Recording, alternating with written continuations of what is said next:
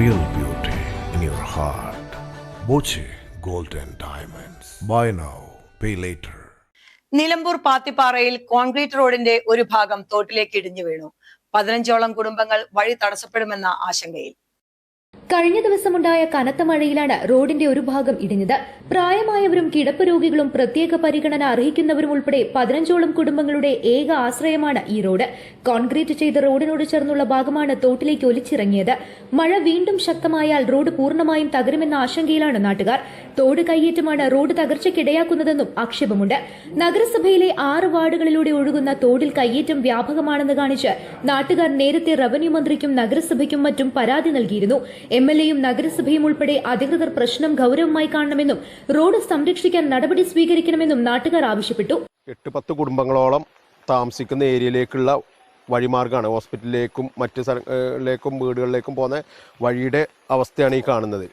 ഇപ്പോൾ ഈ പ്രദേശത്ത് ഒരു 10-15 വീടുകളുണ്ട്. അതിൽ പല വീടുകളിൽ കണ്ണിന് കാഴ്ച നഷ്ടപ്പെട്ടവർ, പിന്നെ അരക്ക് കീഴ്പ്പെട്ട് സ്വാധീനം ഇല്ലാത്തവർ, അതുപോലെ കിടപ്പ് രോഗികൾ. നിലവിൽ ഇപ്പം തന്നെ ഇവിടെ കിടപ്പ് രോഗികൾ 2-3 പേരുണ്ട്. അതുപോലെ അരക്ക് കീഴ്പ്പെട്ട് സ്വാധീനം ഇല്ലാത്തവരുണ്ട്, പിന്നെ കണ്ണിന് കാഴ്ച നഷ്ടപ്പെട്ടുകൊണ്ട്. അവർക്ക് ഏക ആശ്രയമാണ് ഈ റോഡ്. ഇതിപ്പോൾ എങ്ങനെയാ വെച്ചാൽ കരിമ്പുഴയിൽ 1.5 കിലോമീറ്റർ ഇപ്പുറം പാത്തിപ്പാറ വാർഡിൻ്റെ എൻഡ്, പാത്തിപ്പാറ 13ാം വാർഡിൻ്റെ എൻഡിലാണ്.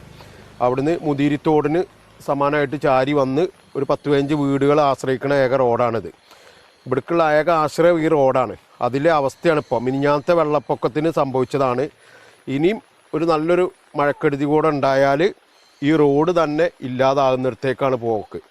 അപ്പം അതിന് മുന്നോടിയായിട്ട് നഗരസഭയുടെയും മുനിസിപ്പാലിറ്റിയുടെയും ഭാഗത്ത് നിന്നുകൊണ്ട് ഈ തോട്, ഈ ഇടിവിനെ സംരക്ഷിച്ചുകൊണ്ട്, ഈ ഇടിവ് സംഭവിക്കാതെ ഈ റോഡിനെ സംരക്ഷിക്കുന്ന രീതിയിലുള്ളൊരു കെട്ട് ഇതുവഴി അനുവദിക്കണമെന്നുള്ളതാണ് നഗരസഭയോട് നമുക്ക് പറയാനുള്ളത്. അതിൻ്റെ ബാക്കി ഫോളോ അപ്പ് എന്നുള്ള രീതിയിൽ ഇതിൻ്റെ മറ്റു കാര്യങ്ങളുമായിട്ട് ഞങ്ങൾ നഗരസഭയിൽ ഇവിടെയുള്ള താമസക്കാരെല്ലാവരും കൂടിയിട്ട് നഗരസഭയ്ക്കൊരു നിവേദനം, അതുപോലെ മറ്റു വകുപ്പ് തലങ്ങൾ, എന്താ വെച്ചാൽ നഗരസഭയ്ക്ക് ഒറ്റക്കല്ല, ഇത് മറ്റ് MP MLA ഫണ്ടുകൾ വരെ വിനിയോഗിക്കേണ്ട സാഹചര്യമുണ്ട്. അപ്പോൾ അതുകൂടെ ഇതിൻ്റെ ഭാഗമായിക്കൊണ്ട് ഇത്രയും കുടുംബങ്ങളെ സംരക്ഷിക്കുന്ന വിഷയത്തിൽ നഗരസഭയും MLAയും ഇവിടുത്തെ MP എല്ലാവരും ഇതിൻ്റെ ഭാഗമായി ഈ ഒരു വിഷയത്തിൽ ഇടപെടണമെന്നാണ് ഇതിൻ്റെ ഭാഗമായിട്ട് പറയാനുള്ളത്. അതുപോലെ തന്നെ വ്യാപകമായിട്ട് ഈ തോടുകൾ കയ്യേറുന്നതുകൊണ്ടും ഈ ഇടിവിന് സാഹചര്യം വഴിയൊരുങ്ങുന്നുണ്ട്.